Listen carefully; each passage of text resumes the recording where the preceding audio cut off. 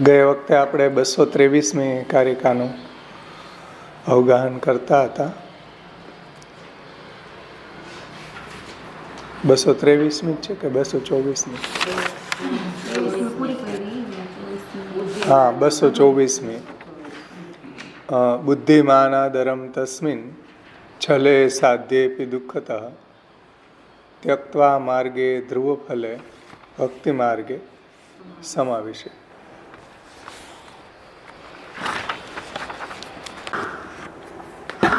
વર્ણાશ્રમ વગેરે ધર્મો છે અત્યારે કલિકાલના કારણે કાલવસાત એનું અસાધકત્વ છે. એટલા માટે બુદ્ધિમાન પુરુષે છલથી અને દુઃખથી સિદ્ધ થવાવાળો જે વર્ણાશ્રમ ધર્મ છે એ ધર્મમાં આદર છોડીને, એટલે એની ઉપર રિલાય નહીં કરીને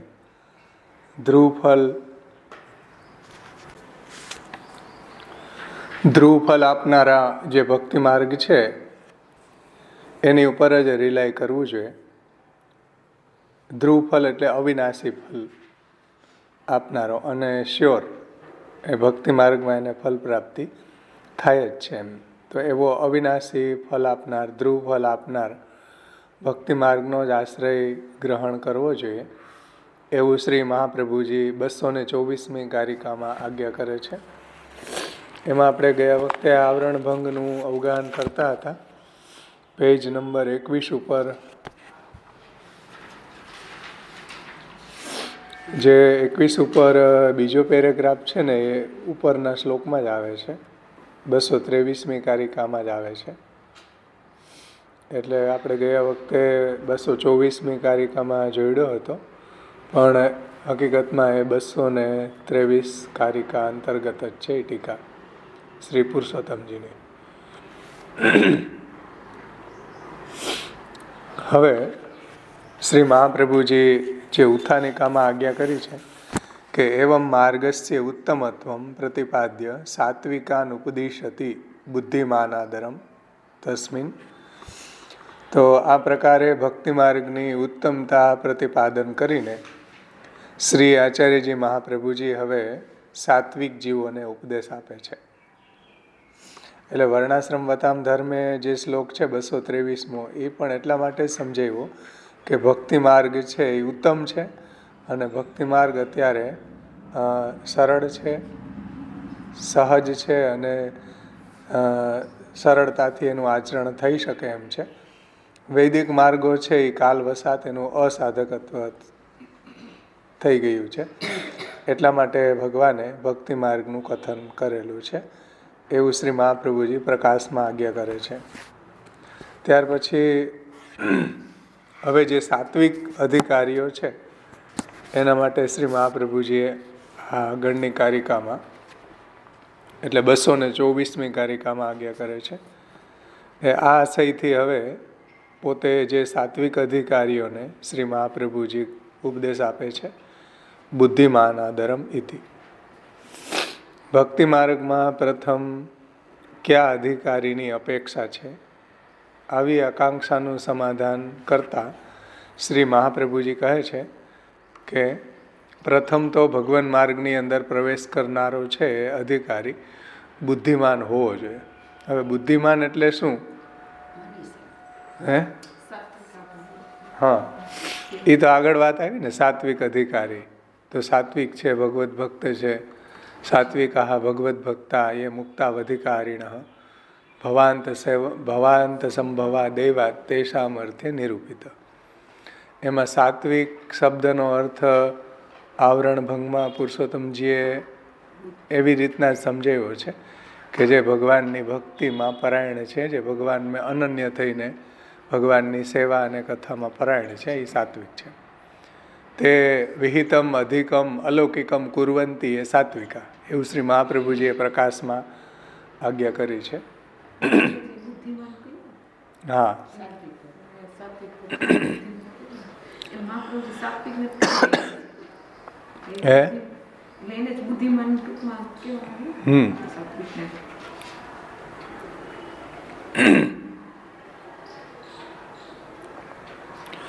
એટલે સાત્વિકની રેન્જ ખાલી કેવલ બુદ્ધિમાન પૂરતી જ નથી, એની રેન્જ મોટી છે એમ. એનું જીવન સાત્વિક હોવું જોઈએ. એનું એનું જે ભગવાને ગીતાજીમાં સાત્વિક પુરુષોના લક્ષણ બતાવ્યા છે, પણ એટલા જ સીમિત નથી એમ. પુરુષોત્તમજીએ આવરણ ભંગની અંદર ભગવત ભક્તિમાં, ભગવત સેવામાં, ભગવત કથામાં અનન્ય નિષ્ઠાપૂર્વક જે પરાયણ છે એ સાત્વિક છે. સમજાણું ને? એટલે એનું જીવન સાત્વિક છે, એની રહેણી કહેણી, એનું આહાર વિહાર બધું એનું સાત્વિક હશે.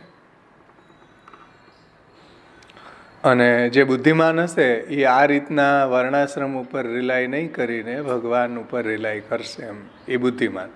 એટલે બુદ્ધિમાનની ડેફિનેશન હવે પુરુષોત્તમજી થોડી વિસ્તારથી સમજાવે છે. જે બ્રેકેટમાં નીચે ફૂટનોટમાં સમજાવ્યું છે કે બુદ્ધિશ્ચ, એ શ્રી મહાપ્રભુજી સમજાવે છે.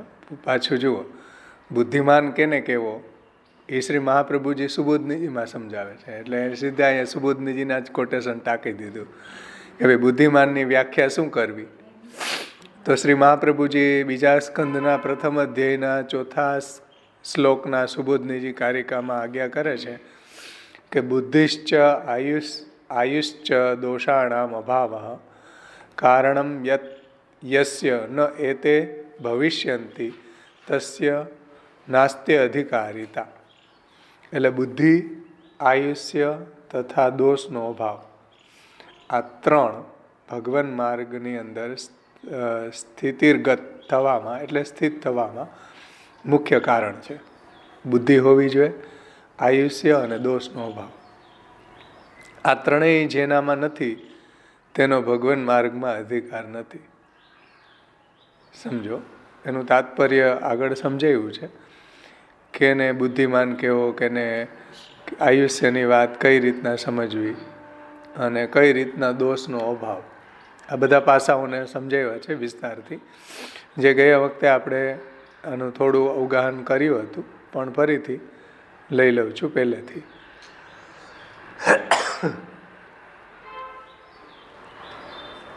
આ ત્રણેય જેનામાં નથી એનો ભગવાન માર્ગમાં અધિકાર નથી. ભગવાન માર્ગના અધિકારીએ ગૃહમાં બુદ્ધિની એક નિષ્ઠા ન થવા દેવી. એટલે ઘરની અંદર સંસારમાં જો એ આસક્ત રહે તો ભગવત ભજન કેવી રીતના થઈ શકે.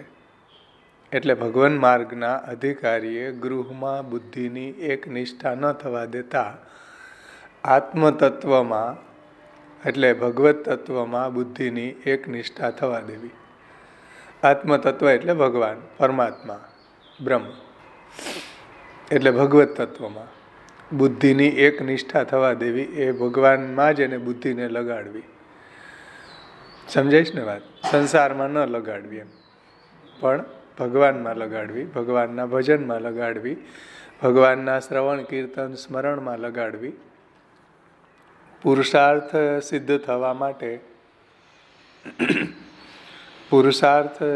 થવા માટે સાધન થયેલું એવું આયુષ્ય તો તરુણ અવસ્થા જ છે. એટલે ભગવત ભજન કરવા માટેની જે આયુષ્ય છે એ યુવા અવસ્થા છે. તરુણ અવસ્થા છે એ ભગવત ભજન માટે બેસ્ટ.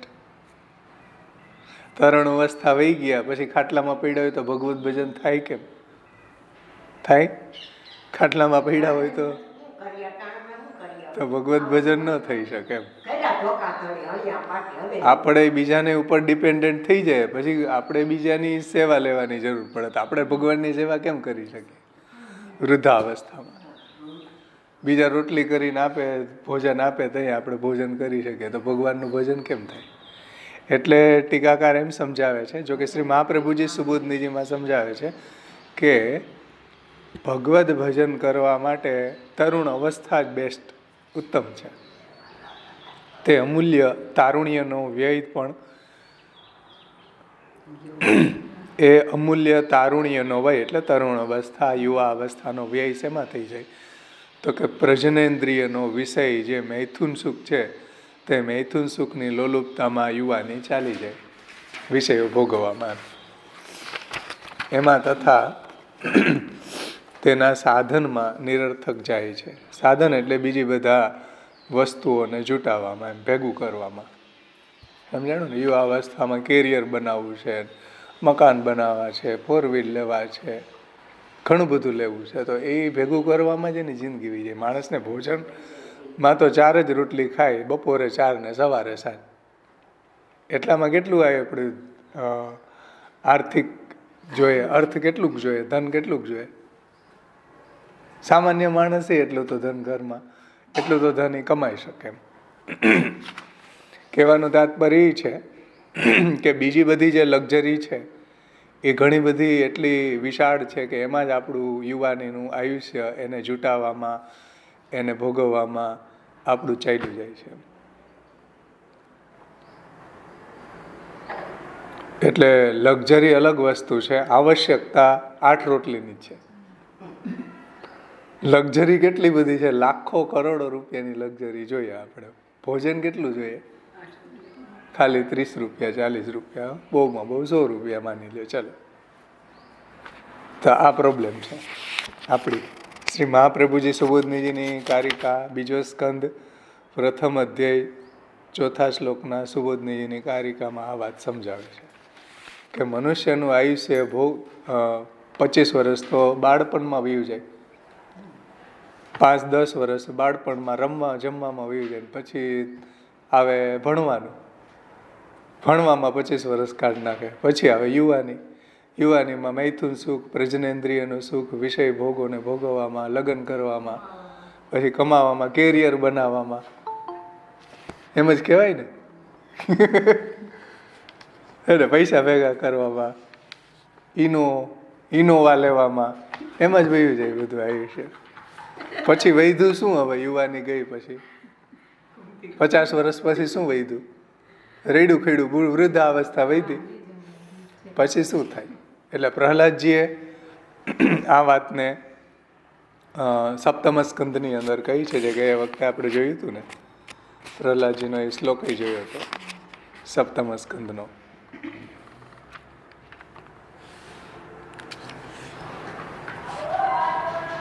કે કુમારમ આચરેત પ્રાજ્ઞો ધર્માન ભગવતાનિહ દુર્લભમ માનુષમ જન્મ તદપ્ય ધ્રુવમ અર્થદ. આ મનુષ્ય દેહ છે એ બહુ દુર્લભ છે, કારણ કે બીજી બધી યોની ભોગીઓની છે, પશુ પક્ષી વૃક્ષ એ બધી યોની ભોગીઓની છે, એમાં કોઈ ભક્તિ ન કરી શકે.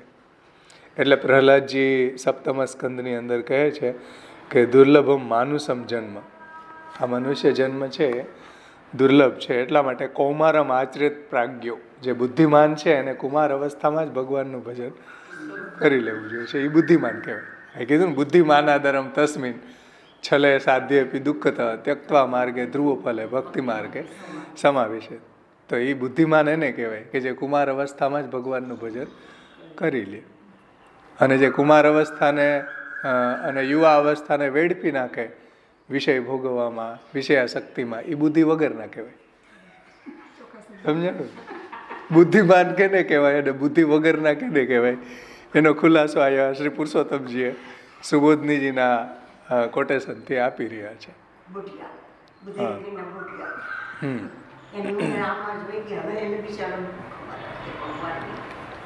તો શ્રી મહાપ્રભુજી સુબોધનીજીમાં આજ્ઞા કરે છે કે આત્મતત્વ અને ભગવત તત્વમાં બુદ્ધિની એક નિષ્ઠા થવી જોઈએ, સંસારમાં એને એકનિષ્ઠ ન થવા દેવી જોઈએ. અને ભગવત ભજન માટે આયુષ્ય તો તરુણ અવસ્થા જ છે, તે અમૂલ્ય તારુણ્યનો વ્યય પણ વ્યવાય, એટલે કે પ્રજનેન્દ્રિયોનો વિષય જે મૈથુન સુખ છે એ મૈથુન સુખની લોલુપતામાં તથા તેની સાધનમાં નિરર્થક, સાધનમાં એટલે એને મેળવવામાં, એના બધા સાધનોમાં, એના બધા સાધનોને પ્રાપ્ત કરવામાં નિરર્થક ચાલ્યો જાય છે. એવી રીતના અમૂલ્ય તરુણ વય ભગવત સંગ સાધ્યા વિના નિરર્થક ગયું, તો પછી વૃદ્ધ થઈને શું સાધી શકશે? શું સાધી શકાય? તરુણ અવસ્થામાં ન કર્યું તો ગઢપણમાં શું થાય? સમજમાં આવે છે? સપ્તમ સ્કંદમાં બહુ સુંદર આ વાતને સમજાવી છે કે જેવું તમે કર્મ જિંદગી આખી કરો એની એક વાસના ડેવલપ થાય, એક આપણી અંદર એક એવો સંસ્કાર ડેવલપ થાય. આખી જિંદગી જેણે આ જે કંઈ સંસાર ભોગવ્યો હોય, વિષયાશક્તિ જ એની પ્રબલ હોય, તો એની વિષયાશક્તિની જ એની વાસના એનો સંસ્કાર ડેવલપ થઈ ગયો. હવે એને વૃદ્ધાવસ્થામાં ખાટલામાં પડ્યો હોય તો એ ભગવાનનું નામ લઈ ન શકે, કારણ કે જિંદગી આખી લીધું જ નથી. એટલે એની જે વાસના ડેવલપ થઈ એવી જ થઈ હોય, અને એવા જ પછી એને વિચારો આવે, એવું જે બોલે એવું જ એને યાદ આવે, એવી જ એની બુદ્ધિ થઈ ગઈ હોય. સમજ આવે? પછી આપણે એને એમ કહીએ કે હવે તમે વૃદ્ધ થયા, હવે તો ભગવાનનું નામ લ્યો, ભગવત ભજન કરો, ભગવત શ્રવણ કીર્તન કરો, તો ન કરી શકે. કેમ? જિંદગી આખી જે સંસ્કાર એનામાં પડી ગયો હોય એ સંસ્કારને કારણે એ છેલ્લે ન કરી શકે. અને જેણે ભગવત ભજન કર્યું છે બાળપણથી જ કે યુવા અવસ્થામાં, એને છેલ્લે ભગવાન જ યાદ આવે, એને સંસાર યાદ આવે નહીં. સમજે જ ને?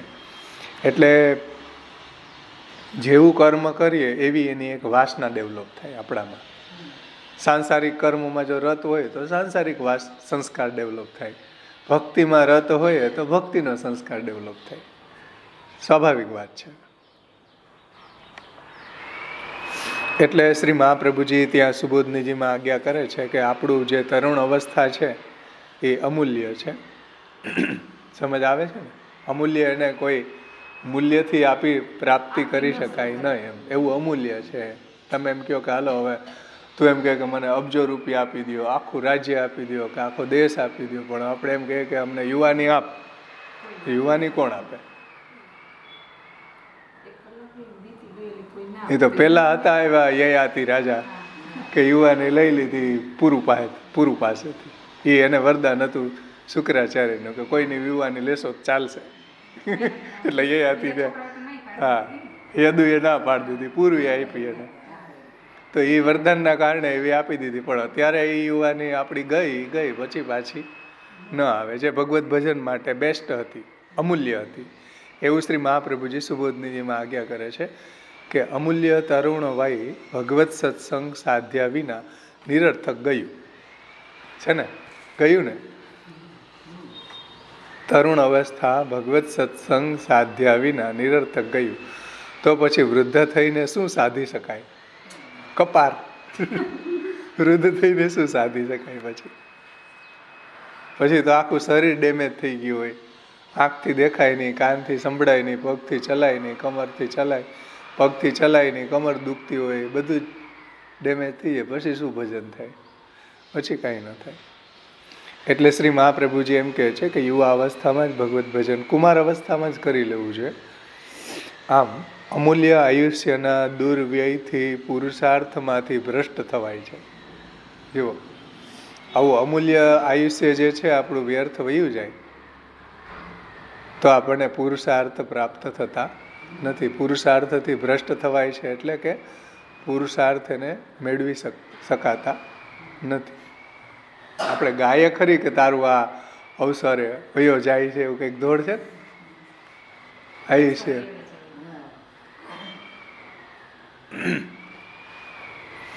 અવસર એડે જાય છે તારો. બહુ સરસ દયારામભાઈનું છે, પુષ્ટિ અસ્મિતામાં છે.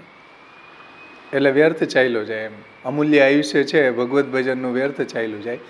આયુષ્યનો પછી એને એકાઉન્ટ ઓડિટ કરે છે કે ભાઈ કઈ રીતના વ્યર્થ જાય. તો કે અડધું આયુષ્ય છે એ આયુષ્યનો અર્ધ ભાગ છે એ રાત્રિની નિંદ્રા હરી લે છે. જે આપણે ગયા વખતેનું આપણે એકાઉન્ટ કર્યું હતું, પ્રહલાદજીએ પણ સપ્તમ સ્કંદની અંદર આ કહ્યું છે. 7મો સ્કંદ 5મો અધ્યાય પ્રથમ શ્લોકથી લઈને એને આ એકાઉન્ટ ઓડિટ કર્યું છે. 7મા સ્કંદના 5મા અધ્યાયમાં તમે ઘરે જઈને વાંચી લેજો. 7:5 પહેલો શ્લોક છે, યુવા અવસ્થામાં જ ભજન કરી લેવું છે. પછી આખી એકાઉન્ટ ઓડિટ બતાવ્યું છે કે કેટલું કેટલું આયુષ્ય આપણું વ્યર્થ ચાલ્યું જાય છે. તો એમાં અડધું તો નિંદ્રામાં ચાલ્યું જાય. એમાં બપોરે શું એ નોખો એ નફામાં એ જો એ તો અહીંયા ગયડું પણ નથી, રાત્રિનું જ ગયડું. પછી હા, પછી બીજો અર્ધ ભાગ છે દિવસનો, બીજો અર્ધ ભાગ એ બચ્યો. એમ અડધું આયુષ્ય સુવામાં ગયું, હવે અડધું બચ્યું. માનો કે 80 વર્ષ હોય તો આપણે માનીએ, પણ 80 હવે તો રહ્યા નથી, 70-75 ઉકલી જાય. તો 40 સુવામાં વહી જાય, 40 વૈધું. અર્ધ ભાગમાં હવે દિવસનો આયુષ્ય ભાગ અર્થ દ્રવ્ય પ્રાપ્ત કરવાની ચેષ્ટામાં તથા કુટુંબના ભરણ પોષણમાં ચાલ્યો જાય છે. તો 40 વર્ષ રહ્યા એમાંથી આપણે આયુષ્યનો ભાગ છે દ્રવ્ય પ્રાપ્ત કરવામાં અને બીજા ઘણા બધા આપણા ઘરકામમાં, લગ્નમાં, ખરખરે જવામાં, કેટલી બધી જગ્યાએ ચાલ્યું જાય છે. દ્રવ્ય પ્રાપ્ત કરવાની ચેષ્ટામાં તથા કુટુંબના ભરણ પોષણમાં ચાલ્યું જાય છે. તેથી ગૃહસ્થીઓને સત્સંગ પ્રાપ્ત કરવાનો સમય જ નથી રહેતો. આપણે એમ કે સત્સંગમાં આવો, પણ ક્યાંથી સમય હોય તો આવે ને, એમ એવું વિચાર કરીને ભગવાન માર્ગના બુદ્ધિમાન અધિકારીએ જે દેહ, પુત્ર તથા ભાર્યાદિ જે આત્મઘાતક છે એટલે આપણને આત્માનો ઉદ્ધાર કરવામાં કે ભગવત ભજન કરવામાં એ આપણને ડિસ્ટર્બ કરે છે, કે આપણને સમય વધવા જ નથી દેતા, ખાઈ જાય. એ જ આપણો સમય ખાઈ જાય. હમણાં એક બેનની ઘરે ગયા તો એવું કહેતા હતા એના ઘરવાળા, એ કે મારો અડધો સમય તો આ જ ખાઈ જાય, કે આમાં મારે ક્યારે મારું અધ્યયન કરવું. એમ કીધું સાચી વાત છે. એટલે અહીંયા કહે છે કે આ બધા દેહ, પુત્ર તથા ભાર્યાદિક આત્મઘાતક છે. તેમની ચિંતા ન કરતા શરૂઆતમાં ભગવાન હરિની કથાનું શ્રવણ, કીર્તન તથા સ્મરણ કરવામાં પોતાના અમૂલ્ય આયુષ્યનો વિનિયોગ કરવો જોઈએ. આ શ્રી મહાપ્રભુજીએ સુબોધનીજીમાં કીધું કે આમાં આપણો સમય ન વેડપતા ભગવાનનું શ્રવણ, કીર્તન અને સ્મરણ કરવામાં જ આપણું જીવનને આપણે એમાં વિનિયોગ કરવો જોઈએ. આ પ્રકારે બીજો સ્કંદ પ્રથમ અધ્યાય અને 2 થી 5 શ્લોકના સુબોધિનીજીમાં ભગવાન માર્ગના અધિકારીના વિશેષણો કહ્યા છે. તેમાં શ્રીમદ આચાર્ય ચરણોએ સદબુદ્ધિ પણ અધિકારીનું એક આવશ્યક વિશેષણ છે. સદબુદ્ધિ હોવી એ પણ અધિકારીનું એક આવશ્યક વિશેષણ છે. પછી આયુષ્યની વાત કરી. આયુષ્ય ન હોય તો ભગવત ભજન કેમ થઈ શકે? 3 વાત આવી ને, બુદ્ધિ, આયુષ્ય અને દોષનો અભાવ. તો સદબુદ્ધિ પણ એક આવશ્યક વિશેષણ છે, એમ ઉપદેશ કર્યો છે. વળી શ્રીમદ ભગવદ્ ગીતાના 4થા અધ્યાયના 18મા શ્લોકમાં એમ કહ્યું છે કે કર્મણિ અકર્મ યહ પશ્યેદ અકર્મણિ ચ કર્મ યહ સ બુદ્ધિમાન મનુષ્યેષુ સ યુક્ત કૃષ્ણ કર્મ કૃત. એવું ભગવાને કહ્યું કે બુદ્ધિમાન કોને કહેવો? હવે જો બુદ્ધિમાનાદરમ તસ્મિન છલે સાધ્યેપી દુઃખતા ત્યક્ત્વા માર્ગે ધ્રુવફલે ભક્તિ માર્ગે સમાવિશેષ. તો બુદ્ધિમાન શબ્દ છે, તો બુદ્ધિમાન કોને કહેવો એના માટે એક કોટેશન આપ્યું બીજા સ્કંદના કારિકાનું શ્રી મહાપ્રભુજીના સુબોધનીજીમાંથી. બીજું કોટેશન આપ્યું ભગવદ્ ગીતાનું કે બુદ્ધિમાન કોને કહેવો. ભગવદ્ ગીતાના આ શ્લોકમાં ભગવાને બુદ્ધિમાન પુરુષનું લક્ષણ આપ્યું છે. એમાં શ્રી પુરુષોત્તમજી કહે છે અમૃત તરંગીણી ટીકામાં. અમૃત તરંગીણી ટીકા છે શ્રીમદ ભગવદ્ ગીતાની વ્યાખ્યા શ્રી પુરુષોત્તમજીએ લખી છે. એનું નામ છે અમૃત તરંગીણી. અત્ર એટલે આ શ્લોકના ભગવદ્ ગીતાના 4થા અધ્યાયના 18મા શ્લોકના શ્રી પુરુષોત્તમજીની અમૃત તરંગીણી ટીકાના વિવેચનમાં એ પુરુષોત્તમજી એ રીતના વિવેચન કરે છે કે જે કર્મ ભગવત સંબંધ રહિત હોય, અર્થાત જે કર્મની ભગવાને આજ્ઞા કરી ન હોય એવું કર્મ ભલે કર્તવ્ય હોય છતાં પણ આવા ભગવત સંબંધ વિનાના કર્મમાં જે પુરુષ અકર્મની દ્રષ્ટિ રાખે છે, ધ્યાનથી સમજજો, એમાં એને અકર્મની દ્રષ્ટિ રાખવી. સમજાઈશ ને વાત? પુરુષોત્તમજી એની વ્યાખ્યા શું કરે 4થા અધ્યાયના 18મા શ્લોકની? આ કર્મણી અકર્મ ય પશ્યેદમાં કે જે કર્મ ભગવત સંબંધ રહિત હોય, એટલે ભગવત સંબંધ વાળું ન હોય. શ્રી મહાપ્રભુજી એટલા માટે આપણને 16 ગ્રંથમાં આજ્ઞા કરી છે કે આપણા બધા કર્મો ભગવાનને સમર્પણ કરવા. દર્શનમ સ્પર્શનમ સ્પષ્ટમ તથા કૃતિ ગતિ સદા શ્રવણમ કીર્તનમ સ્પષ્ટમ પુત્રે કૃષ્ણ પ્રિય રતિ પાયોર્મલાસ ત્યાગેને શેષ ભાગમ તનો નયે. બધા કાર્ય જુઓ ભગવાનમાં એને વિનિયોગ કરવાનું કીધું. આજીવિકાએ જાય છે તો ભગવાનની સેવાનો નિર્વાહ સારી રીતે થઈ શકે એવા ભાવથી જવું તો એ પણ ભગવત સેવાનું અંગ છે. આજીવિકાએ જવું એ પણ. એટલે નિવેદિવી સમર્પ્યવમ સર્વમ કુર્યાદિતિ સ્થિતિ વગેરે વગેરે જે આજ્ઞાઓ શ્રી મહાપ્રભુજીની છે તો આપણા બધા કર્મો છે એ ભગવાનને અર્પણ જ હશે, ભગવત સંબંધી જ હશે. સમજાઈશ ને? જો મહાપ્રભુજીના સિદ્ધાંત પ્રમાણે કોઈ ભગવત સેવા પરાયણ થાય તો એના માટે તો એના બધા કર્મો છે. અહીંયા જે પુરુષોત્તમજી કહે કે જે કર્મ ભગવાન સંબંધ રહિત હોય તો ભક્તોના તો બધા કર્મો છે ભગવત સંબંધવાળા જ હશે. દાન કરે, ધર્મ કરે, જે કંઈ બી કરે ગોપીજન વલ્લભ પ્રીતિ અર્થે કરે તો એ પણ એનું ભગવત સંબંધવાળું કર્મ થયું. એટલે ભક્તના બધા કર્મો ભગવત સંબંધવાળા છે. પણ જે કર્મ ભગવત સંબંધ રહિત હોય અર્થાત જે કર્મની ભગવાને આજ્ઞા કરી ન હોય એવું કર્મ ભલે આપણને કર્તવ્ય હોય, એટલે કર્તવ્ય તરીકે ઓન ડ્યુટી તરીકે આપણને પ્રાપ્ત થયું હોય એમ, તો પણ છતાં પણ એવા ભગવત સંબંધ વિનાના કર્મમાં જે પુરુષ અકર્મની દ્રષ્ટિ રાખે છે, સમજાઈશ ને, એ બુદ્ધિમાન. એટલે કર્તવ્ય હોય કે જેમ ઘર વગેરે જે છે સંસાર વગેરેમાં અમુક આપણા એવા કર્તવ્યો આવી પડેલા છે કે એમાં આપણે એનું પાલન વગેરે કરવું પડે. પણ એ જો ભગવત સંબંધ વિનાના હોય તો એમાં આપણે નિષ્ઠા રાખવી જોઈએ નહીં. એટલે જ શ્રી મહાપ્રભુજી આગળ એક શ્લોક કહેશે કે ભાર્યાદિ અનુકૂલશ્ચેત કાર્યેત ભગવત ક્રિયા ઉદાસીને સ્વયં કુર્યાત પ્રતિકૂલે ગૃહમ ત્યજ તત્યાગે દૂષણમ નાસ્તિ યત્ર યતઃ કૃષ્ણ બહિર્મુખ. હવે ઘર પરિવારના જે છે કૃષ્ણની ભજનમાં વિરુદ્ધ છે. શાસ્ત્રમાં એમ કે ભાઈ એનો ત્યાગ નહીં કરવો, એ તમારી ડ્યુટી છે. પણ જો ભગવત ભજન વિરોધી હોય તો એનો ત્યાગ કરવામાં કોઈ દોષ લાગતો નથી, એવું શ્રી મહાપ્રભુજી આપણને કહે છે. તો એવા અમુક કર્તવ્યો જે આવી પડેલા હોય એ પણ જો આપણને ભગવાનથી વિમુખ કરતા હોય તો એને ન કરવા જોઈએ. એટલે શ્રી પુરુષોત્તમજી અમૃત તરંગીણીમાં આજ્ઞા કરે છે કે એવું કર્મ ભલે આપણને કર્તવ્ય હોય છતાં પણ, એટલે જે કર્મની ભગવાને આજ્ઞા કરી ન હોય એવું કર્મ ભલે કર્તવ્ય હોય છતાં પણ આવા ભગવત સંબંધ વિનાના કર્મમાં જે પુરુષ અકર્મની એટલે નિષિદ્ધ કર્મની દ્રષ્ટિ રાખે છે એ બુદ્ધિમાન છે. કે આવા કર્મો જે છે એ ન કરવા. અકર્મ એટલે નિષિદ્ધ કર્મ.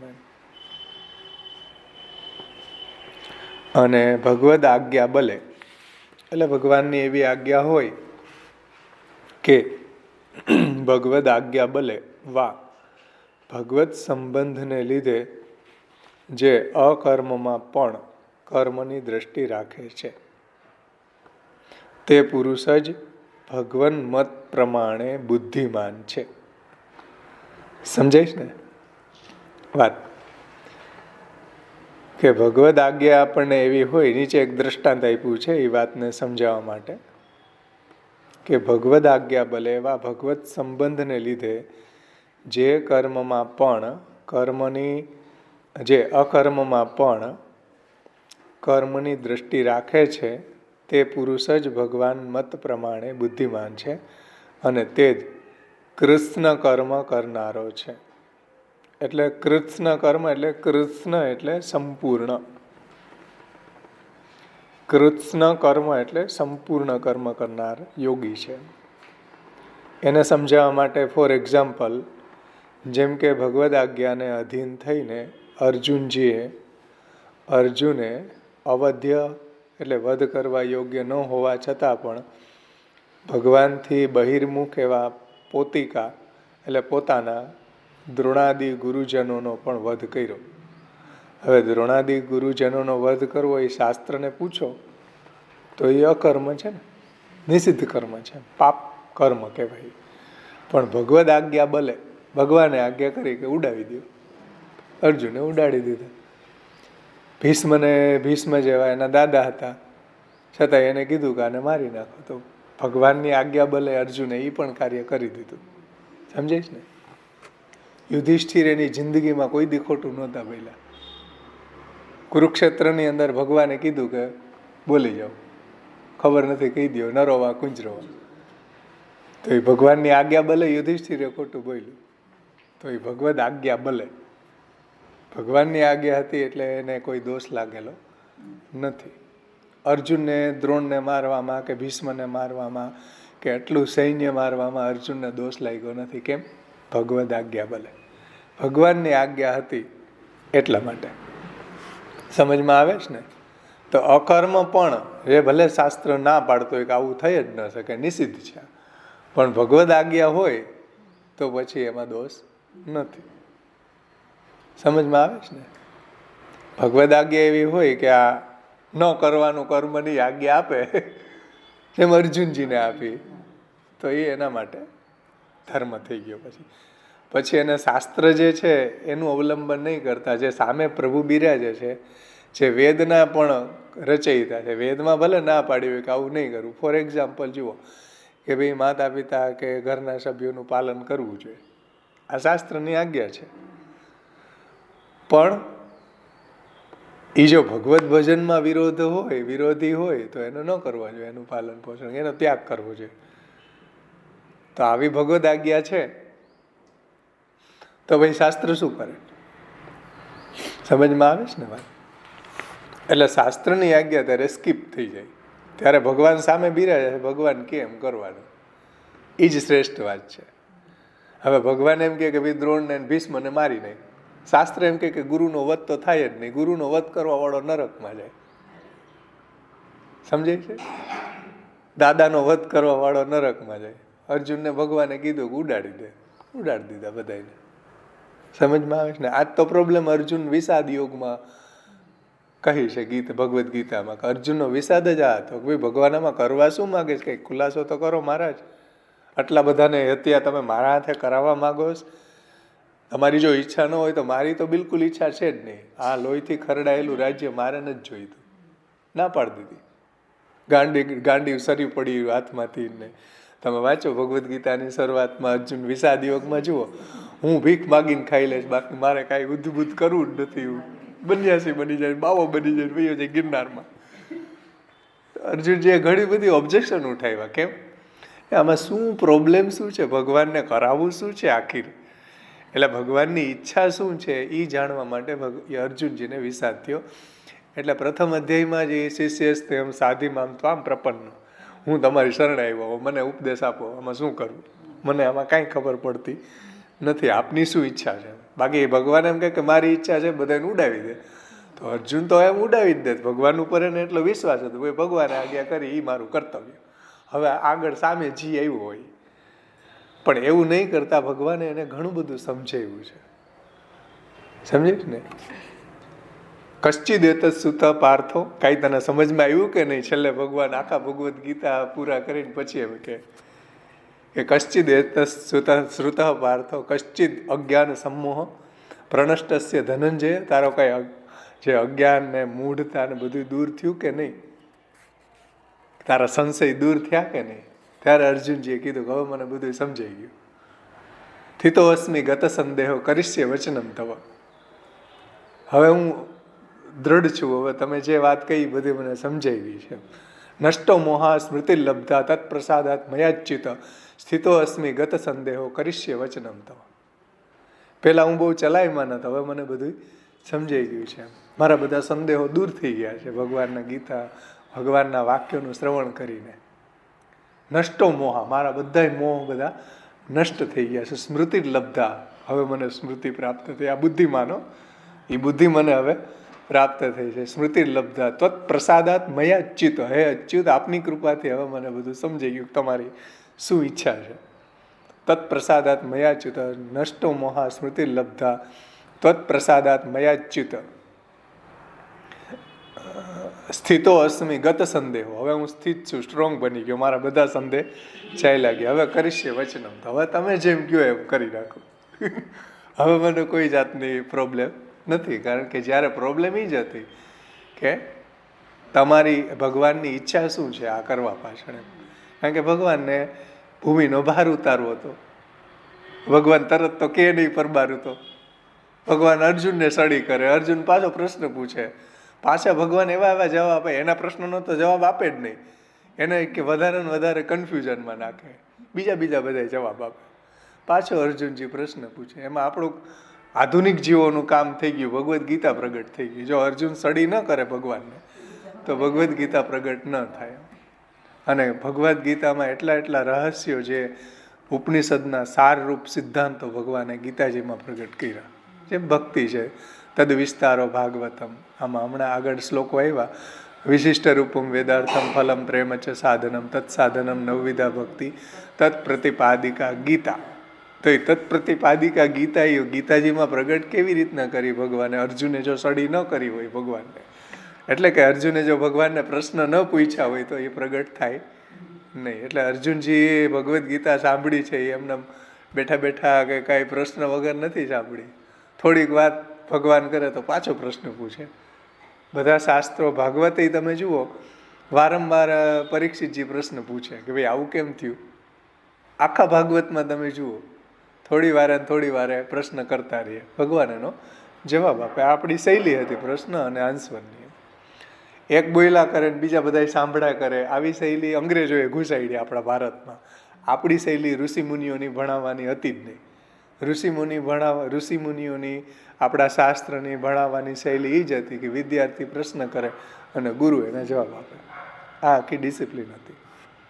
હવે એક બોયલા કરે ને સત્સંગમાં બધા સાંભળ્યા કરે, વચ્ચે કોઈ બોલે તો પાછું વક્તાને માઠું લાગી જાય. પ્રશ્ન કેમ કર્યો? પરિશ્રમ પડે મહારાજને. મહારાજને પરિશ્રમ કેમ પડી જતો હોય પ્રશ્ન પૂછવામાં?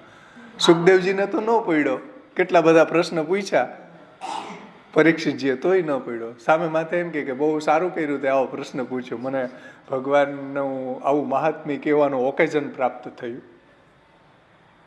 એવું સુખદેવજી પરીક્ષિતની પ્રશંસા કરે છે. કેટલી સુંદર એને આશ્વાસન આપે છે, એના પ્રશ્નોને પ્રશંસા કરે છે, એને પ્રમોટ કરે છે.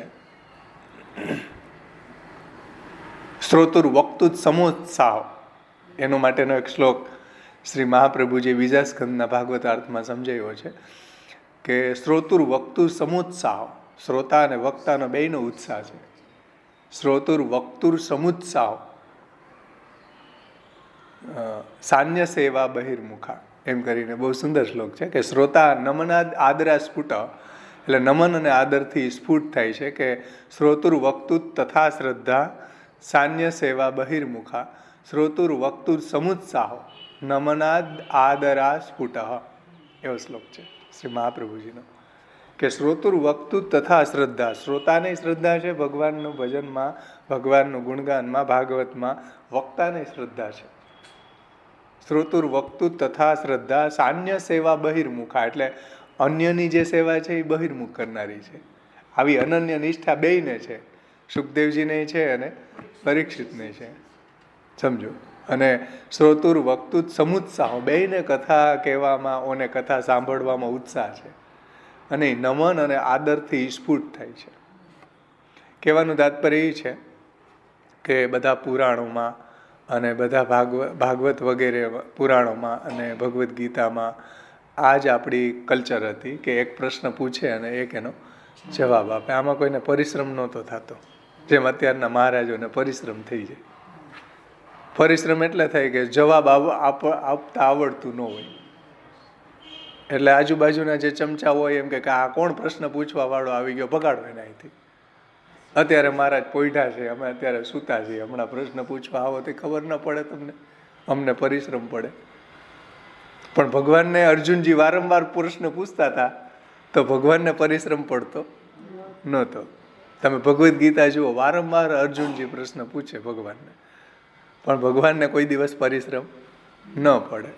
પણ આધુનિક જે ભૂતલી પુરુષોત્તમ છે એને પરિશ્રમ પડે. આ બહુ મોટી પ્રોબ્લેમ છે આપણા સંપ્રદાયની.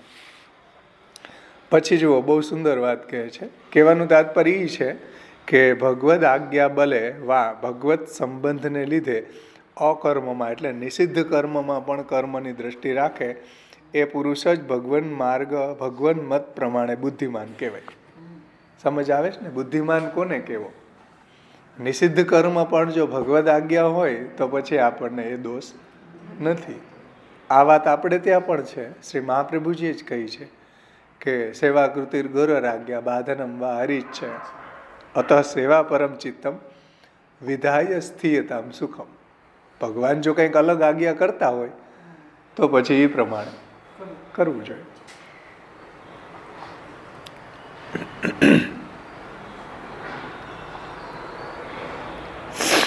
એના માટેનું એક દ્રષ્ટાંત આપ્યું અહીંયા ફોર એક્ઝામ્પલ, કે કેવી રીતના નિષિદ્ધ કર્મ પણ ભગવદ આજ્ઞાના કારણે એ સર્વોત્કૃષ્ટ બની જાય છે. સમજમાં આવે ને? અકર્મમાં પણ, અકર્મ એટલે નિષિદ્ધ કર્મ, નિષિદ્ધ કર્મમાં પણ કર્મની દ્રષ્ટિ રાખે તે પુરુષ જ ભગવાન મત પ્રમાણે બુદ્ધિમાન છે અને તે જ કૃત્સ્ન કર્મ કરનારો યોગી છે, એટલે સંપૂર્ણ કર્મ કરનારો યોગી છે. જેમ કે ભગવદ આજ્ઞાને અધીન થઈને અર્જુનજીએ અવધ્ય એટલે વધ ન કરી શકાય એવા, વધ જેનો ન કરાય એવા અવધ્ય છતાંય ભગવાનથી બહિર્મુખ એવા પોતિકા એટલે પોતાના દ્રોણાદિ ગુરુજનોના પણ વધ કર્યા. આદિ શબ્દથી ભીષ્મ વગેરે, પછી એના ભાઈઓ વગેરે, આ કૌરવો કૌરવો એના ભાઈઓ જ હતા, બધાનો વધ કરી નાખ્યો કે નહીં પાંડવોએ, પણ એને દોષ ન લાગ્યો. કેમ? ભગવદ આજ્ઞા બલે, ભગવાનની ઈચ્છા એવી હતી એટલા માટે. એટલે અસ્વસ્થામાં મરાયો તો એ વખતે પણ તમે જુઓ, દ્રોણને કોઈ ઉપર વિશ્વાસ નહોતો, યુધિષ્ઠિર ઉપર વિશ્વાસ હતો. તો યુધિષ્ઠિરને પૂછ્યું. પાંડવો હતા, ભગવાન હતા, દુર્યોધન હતો, જેના ભેગા એનું અન્ન ખાતા હતા, જેના ભેગા એને રહ્યા આખું જીવન, એને વિદ્યા શીખવાડી, એને વિશ્વાસ નહોતો કે આ અસ્વસ્થામાં કોણ અસ્વસ્થામાં મરાય એવું ભગવાને આજ્ઞા કરી ભીમને કે એવું ઉડાડો, વાત ઉડાડો કુરુક્ષેત્રમાં, કે અસ્વસ્થામાં મરાયો. અસ્વસ્થામાં ભીમે આમ ચાત કરીને બધાને કેવા માંડ્યો. તો દ્રોણાચાર્યનો એના પુત્રમાં બહુ પ્રેમ હતો અસ્વસ્થામાં, એટલે એને કોઈને ન પૂછ્યું, યુધિષ્ઠિરને પૂછ્યું કે યુધિષ્ઠિર કોઈ દી ખોટું બોલે નહીં. તો ભગવાને એને કીધું હતું કે ભાઈ આવી કન્ડિશનમાં તો તમારે એમ કેવું કે ખબર નથી. એટલે અસ્વસ્થામાં નામનો હાથી હતો અને આનો છોકરો હતો, નરોવા કુંજરોવા. કુંજર છે એટલે હાથી છે કે નર છે એ ખબર નથી. હકીકતમાં યુધિષ્ઠિરને ખબર હતી, ભગવાને આખે બધે ગોઠવી રાખેલું હતું. અને ઓલો કોણ, દ્રુપદનો પુત્ર, દ્રૌપદીના ભાઈ કોણ હતા?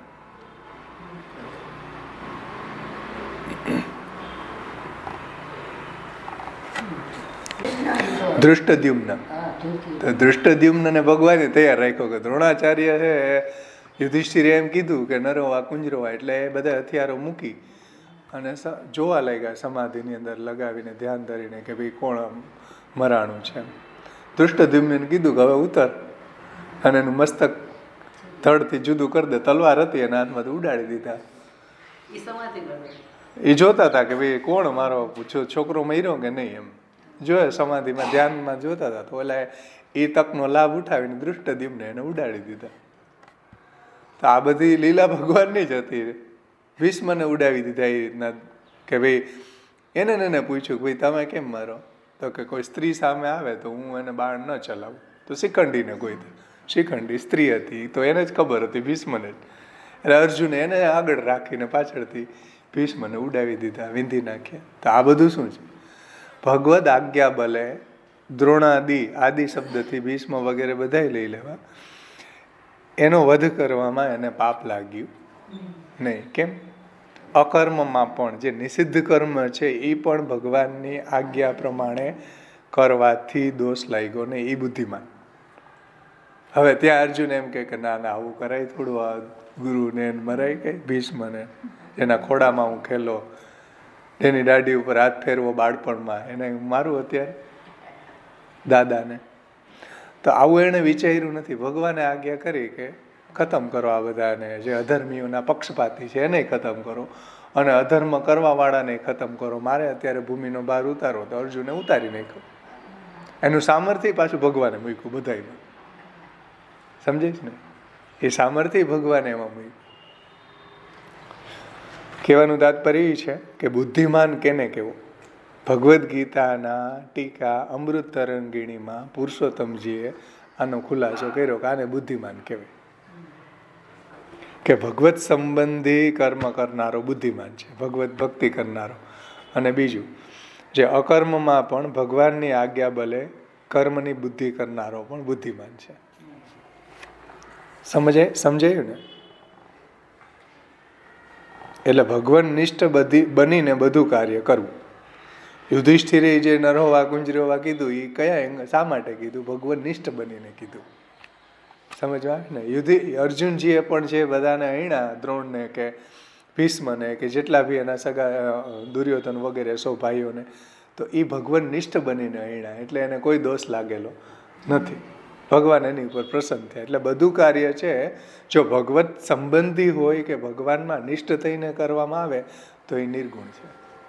એવું ભગવાન કહે છે એકાદશ સ્કંદમાં કે મન નિષ્ઠમ નિર્ગુણમ શ્રુતમ. મારા સંબંધી કાંઈ પણ હોય એ બધું નિર્ગુણ છે. સમજ આવે છે ને? મારા સંબંધી તો જે કાંઈ બી હોય, તમે એવા ભાવથી સૂવો કે હું સવારે ઉઠીને સ્વસ્થ થઈને ભગવાનની સેવા સારી રીતે કરી શકું, તો સૂવું પણ નિર્ગુણ છે. હકીકતમાં સૂવું તો તામસ છે. શાસ્ત્રના એંગલથી નિંદ્રા છે એ તામસ અવસ્થા કહેવાય. સમજ આવે છે?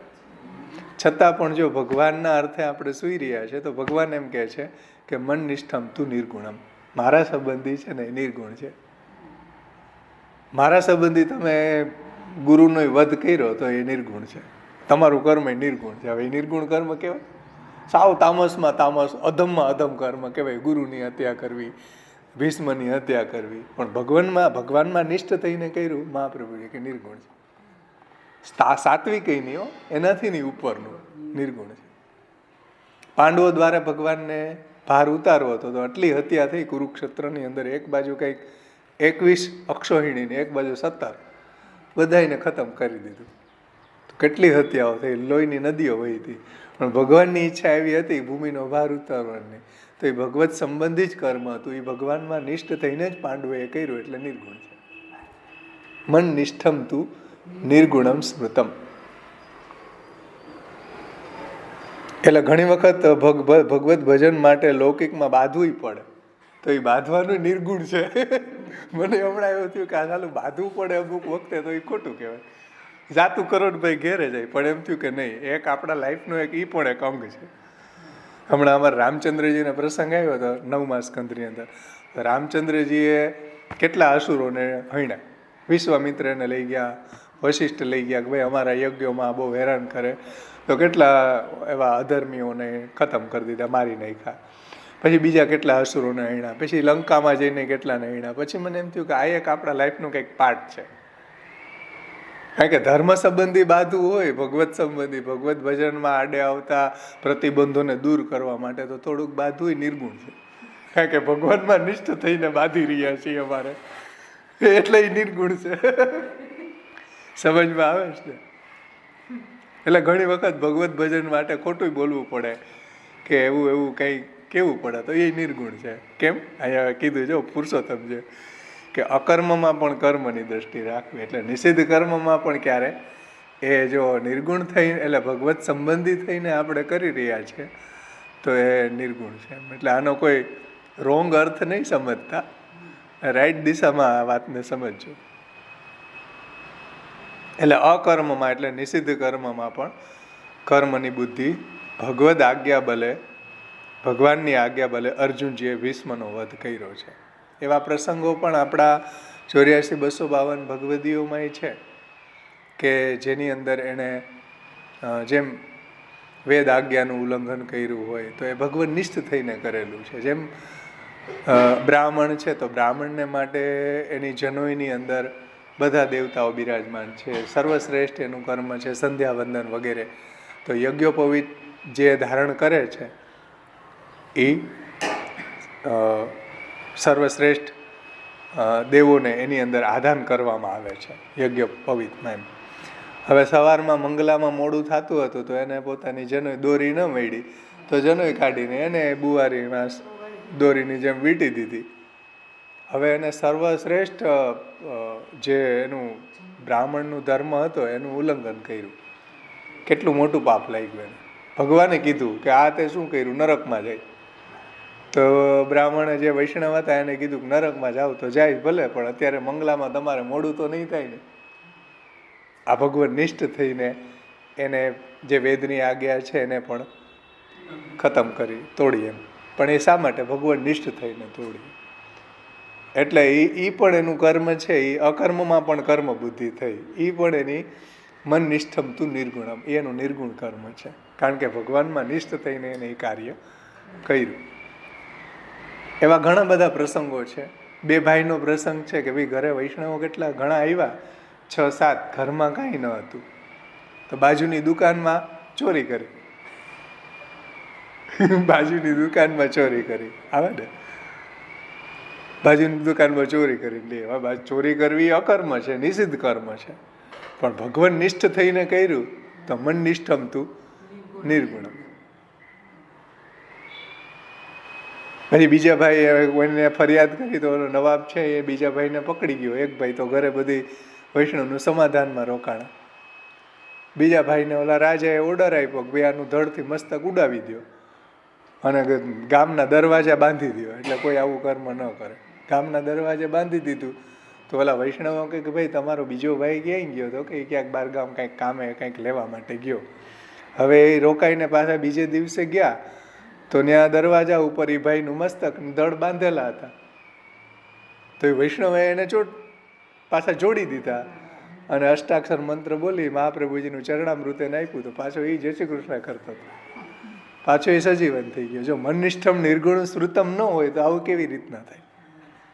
સમજમાં આવે છે? જેમ અર્જુનજીએ દ્રોણનો અને ભીષ્મનો વધ ભગવદ આજ્ઞાથી કરી નાખ્યો તો એનું કર્મ તામસમાં તામસ હોવું જોઈએ, પણ એવું નથી થયું. કેમ? ભગવદ આજ્ઞા બલે એને આ કાર્ય કર્યું એટલે એ નિર્ગુણ કર્મ છે.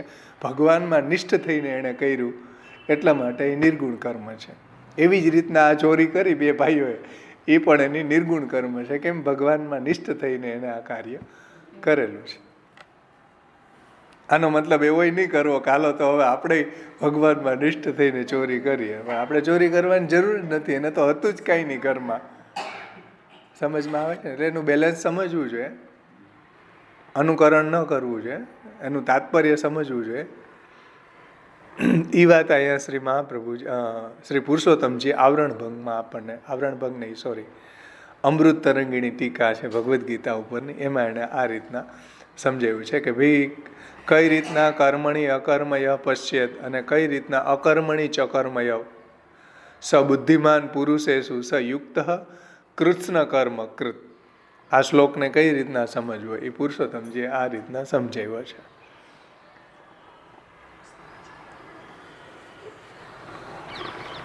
તો ભગવાનમાં નિષ્ઠ થઈને આપણે કંઈ બી કર્મ કરી રહ્યા છીએ તો એ નિર્ગુણ છે. ભલે આજીવિકા કરી રહ્યા છે, ક્યાંક બાંધવું પડે બાંધી રહ્યા છીએ, ક્યાંક ખોટું બોલવું પડી રહ્યું છે, તો આવું ઘણું બધું સંસારની અંદર ચાલતું હોય છે. પણ એ મન નિષ્ઠમ તું નિર્ગુણમ, ભગવાનમાં નિષ્ઠ થઈને જો કરી રહ્યા છીએ તો એ નિર્ગુણ છે. સમજમાં આવ્યું ને વાત? એ બુદ્ધિમાન છે. એનું નામ બુદ્ધિમાન.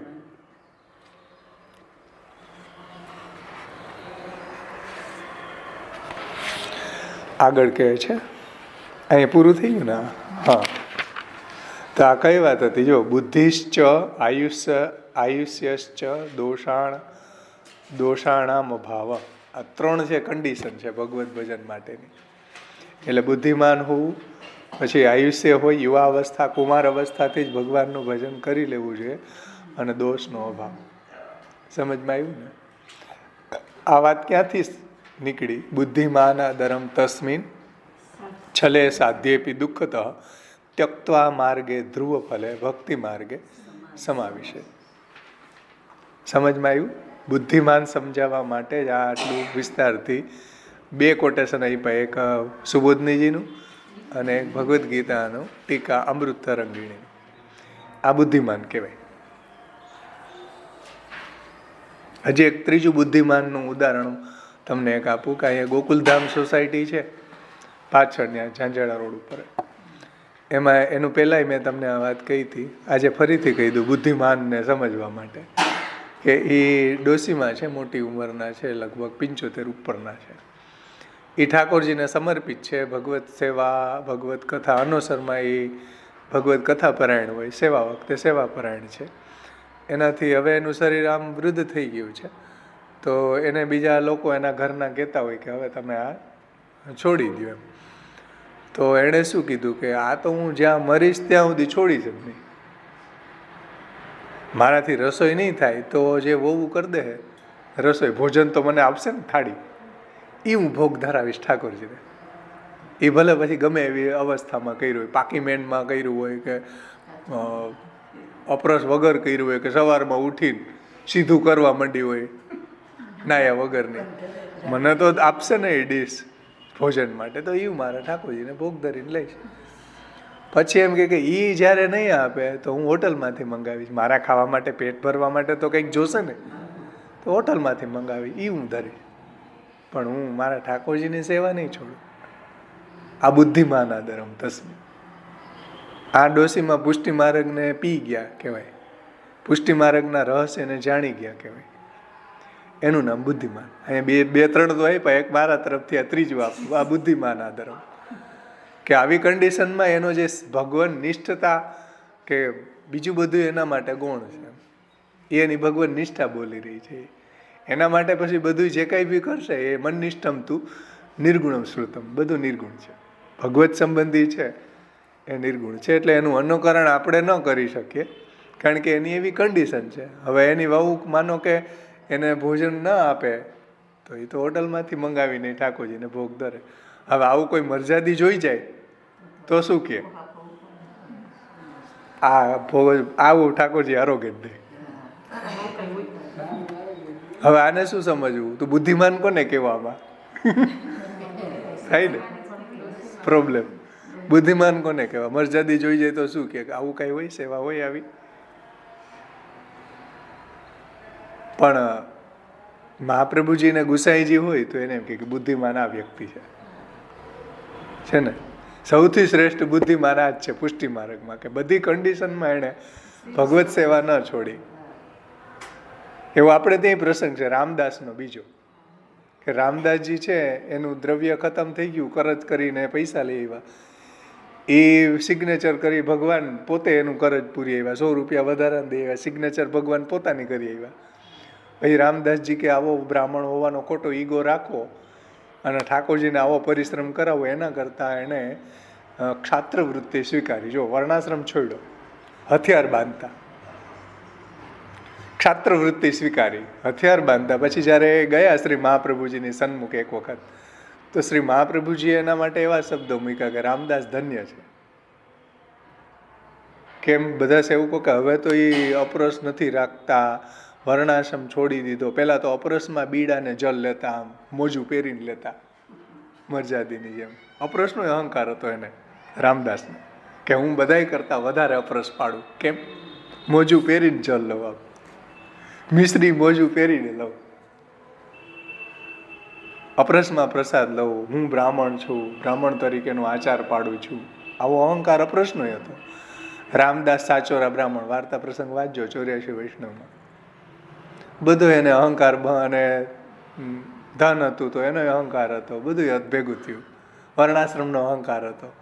પણ જ્યારે એનું દ્રવ્ય ખતમ થયું, એ ઉધાર લીધા વાણિયાની દુકાનેથી.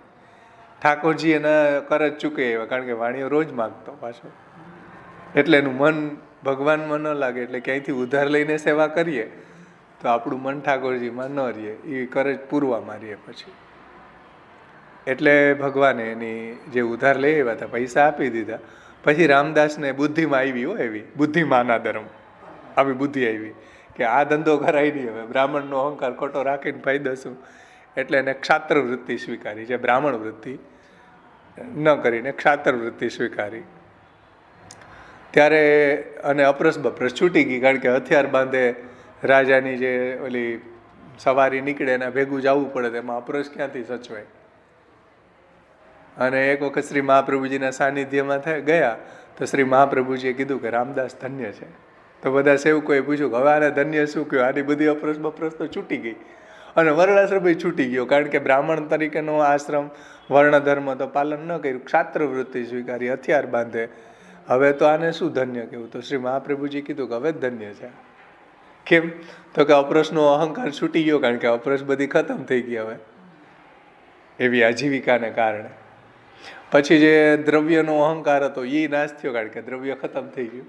હવે આનામાં દીનતા આવી છે ને હવે એ જો એનું મન ભગવાનમાં લાગેલું છે એટલે હું આને ધન્ય કહું છું. પણ બીજાને એવું નહોતું લાગતું. ભગવાન શ્રી મહાપ્રભુજીને એવું લાગતું કે રામદાસ ધન્ય છે, બુદ્ધિમાન છે. જય કીધું બુદ્ધિમાન આ ધર્મ. મહાપ્રભુજીને બુદ્ધિમાન લાગતા હતા, પણ ઓલા સેવકોને બુદ્ધિમાન લાગતા ન હતા, એટલે એની નિંદા કરતા હતા, ખટપટ કરતા હતા કે આને હવે ધન્ય ન કહેવાય, આની તો અપરસ બપરસ બધું છૂટી ગયું. સમજમાં આવે છે ને વાત? તો બુદ્ધિમાના ધર્મ તસ્મિન છલે સાધ્યેપી દુઃખત ત્યક્ત્વા માર્ગે ધ્રુવ ફલે ભક્તિ માર્ગે સમાવિશે. તો બુદ્ધિમાન કેને કેવો એ હવે આપણે ડિસાઈડ કરવાનું છે કે આપણે છીએ કે નહીં. પહેલા તો બીજા સામે અરીસો બતાવવા કરતા આપણું જ મુખ જોઈ લેવાનું અરીસામાં કે આપણે બુદ્ધિમાન કઈ રીતના થવું, બુદ્ધિમાન કોને કેવો. સમજાય છે વાત? ભગવત ભજન માટે બધું કોણ છે? ભગવત ભજનની જ મુખ્યતા હોવી જોઈએ. એટલે લૌકિક ધર્મ કરતા સ્માર્ત ધર્મ બલવાન છે, સ્માર્ત ધર્મ કરતા સ્રોત ધર્મ બલવાન છે, સ્રોત કરતા ભગવત ધર્મ બલવાન છે. આ ઉત્તરોત્તર બલવાન છે. એટલે એ રીતના લૌકિક ધર્મને હેઠા હેઠળ આપણે એ જો છૂટતો હોય તો સ્માર્ત ધર્મનું આચરણ કરવું જોઈએ. સમજમાં આવે છે ને? સ્માર્ત ધર્મનું આચરણ કરવામાં કદાચ લૌકિક ધર્મ છૂટતો હોય તો વેલકમ, નો પ્રોબ્લેમ. સમજ આવે છે? પછી વૈદિક સ્માર્ત ધર્મ, જ્યારે વૈદિક ધર્મનું આચરણ કરતા જો સ્માર્ત ધર્મ છૂટતો હોય તો વેલકમ, નો પ્રોબ્લેમ. અને ભગવત ધર્મનું આચરણ કરવામાં સ્રોત સ્માર્ત કે લૌકિક ધર્મ છૂટતા હોય તો મહાપ્રભુજી કે વેલકમ, મંજૂર છે. કેમ? બુદ્ધિમાન આ ધર્મ, એ સાચો બુદ્ધિમાન છે કે ભગવત ધર્મમાં નિષ્ઠ થઈને ભગવત ધર્મને જ પ્રાયોરિટી આપવી જોઈએ. કારણ કે આત્મધર્મ છે, વર્ણાશ્રમ વગેરે બીજા બધા ધર્મો છે દેહ ધર્મો છે. એટલે ઘણી વખત શું આપણે આવી મોડર્ન લાઈફ જીવવા માટે, બીજાને બતાડવા માટે આપણે ઘણા બધા એવા શાસ્ત્રીય ધર્મોનું ઉલ્લંઘન કરતા હોઈએ છીએ. ફોર એક્ઝામ્પલ, જેમ ડાઇનિંગ ટેબલ છે તો ડાઇનિંગ ટેબલ ઉપર ભોજન કરવું, તમે ભોજન કરો તો એ બધું જૂઠણ થઈ જાય. આપણે ત્યાંની સ્મૃતિની કલ્ચર એ છે કે નીચે બેસીને જ ભોજન કરવું જોઈએ. ડાઇનિંગ ટેબલ ઉપર તમે થાળી રાખીને ભોજન કર્યું 2 જણાએ તો એ બધું જૂઠણ થાય. જે એની અંદર પડેલું છે ને બીજું બધું પડેલું, ભલે આપણે જૂઠણ હાથને ટચ નથી કર્યો પણ એ બધું એઠવાડું જૂઠણ જ કહેવાય. પણ આપણે શું કરીએ કે ડાઇનિંગ ટેબલ ન રાખીએ તો લોકમાં સારું લાગે કંઈ? બધાયના ઘરમાં છે. આપણી મોડર્ન લાઈફ એવી થઈ ગઈ કે ડાઇનિંગ ટેબલ તો જોઈએ, તો એ હકીકતમાં યોગ્ય નથી એમ. પણ આપણે મોડર્ન લાઈફ જીવવી છે, આપણે બધાને બતાડવું છે. નહીંતર તો લોકમાં કહેશે કે આની ઘરે જો ડાઇનિંગ ટેબલ નથી, સોફા સેટ નથી, ટીવી નથી. પણ હકીકતની અંદર આ બધું જ બાધારૂપ છે. સમજાઈશ ને? પહેલાં બધા જ લેડીઝ છે એ નીચે બેસીને રસોઈ કરતા. કોઈ દિવસ કોઈને પગના દુખાવા થયા? સાંભળ્યું કોઈને? આજથી 50 વર્ષ પહેલાંના બહેનો જુઓ, 100 વર્ષ પહેલાંના, કોઈને પગના દુખાવા નથી થયા. ઊભા રસોડા આવ્યા તે દિવસના બધાને પગના દુખાવા થયા. તમે નીચે રસોઈ કરીને બેસીને કરો રસોઈ, તમે 5 કલાક સામગ્રી કરો, જુઓ થાકો નહીં. બાકી ઊભા ઊભા તમે 1 કલાક ઊભો ને ત્યાં પૂરું થઈ જાય. હા,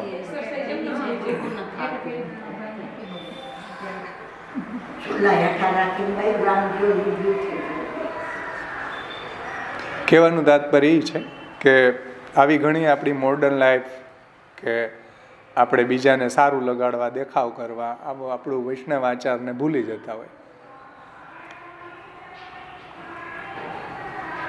ચલો મૂળ વિષય ઉપર આવીએ, એમાં નહીં જાય હવે પાછા, નહીંતર પાછો એનો કોઈ એન્ડ જ નહીં આવે. એ બધું એન્ડલેસ છે.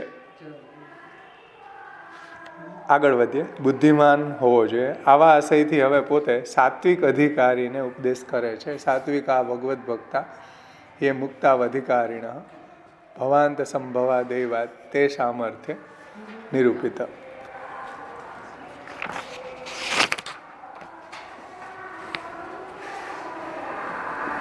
બુદ્ધિમાનાદરમ તસ્મિન છલે સાધ્યેપી દુઃખતઃ ત્યક્ત્વા માર્ગે ધ્રુવ ફલે ભક્તિ માર્ગે સમાવિશે.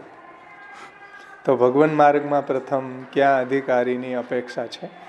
આવી આકાંક્ષાનું સમાધાન કરે છે કે પ્રથમ તો ભગવાન માર્ગમાં પ્રવેશ કરનારો અધિકારી બુદ્ધિમાન હોવો જોઈએ. સમજમાં આવ્યું ને? બુદ્ધિમાન કોને કહેવાય? શ્રી મહાપ્રભુજી અને શ્રી પુરુષોત્તમજીના મતે. હવે આગળ આવરણ ભંગમાં જુઓ. પરમ આદર બહુમાર્ગે ન બહુમાર્ગને વિશે સંભવતો નથી. તેથી એક ભગવાન માર્ગને વિશે જ પરમ આદર કર્તવ્ય છે. એટલે ઘણા બધા માર્ગોની અંદર આદર થઈ શકે નહીં. એકનિષ્ઠ ભગવાન માર્ગમાં જ રાખવી જોઈએ એકનિષ્ઠતા. કારણ કે વેદ માર્ગ કરતાં પણ ભક્તિ માર્ગ સુકર એટલે કે સરળ, સહજ, સુલભ, સારી રીતે એનું આચરણ થઈ શકે એવું સુકર તથા નિસંશય ફલદાન કરતો હોય ને ઉત્તમ છે. ભક્તિ માર્ગ કેવો છે? ધ્રુવ ફલ આપનારો છે. ધ્રુવ ફલ એટલે નિસંશય, એમાં કોઈ સંશય નથી. એમ નિસંશય ફલદાન કરતો હોય ને ઉત્તમ છે એવું પ્રતિપાદન કર્યું છે. વળી સાંપ્રત સમયમાં એટલે આધુનિક સમયમાં અત્યારે હાલમાં વળી સાંપ્રત સમયમાં એની તુલના કરે એવો અન્ય કોઈ પણ ઉત્તમ માર્ગ નથી. એટલે ભક્તિ માર્ગની કમ્પેરિઝનમાં કોઈ માર્ગ અત્યારે આવી ન શકે. કોઈ માર્ગ ઉત્તમ નથી. ભક્તિ માર્ગ જ સર્વથી શ્રેષ્ઠ છે. તેથી પણ એક ભગવાન માર્ગને વિશે જ પરમ આદર કર્તવ્ય છે. એટલા માટે ભક્તિ માર્ગમાં જ નિષ્ઠા રાખવી જોઈએ. ભક્તિ માર્ગે જ આદર સહિત પ્રવેશ કર્તવ્ય છે. એટલે ભક્તિ માર્ગમાં જ આદર સહિત એમાં પ્રવેશ કર્તવ્ય છે.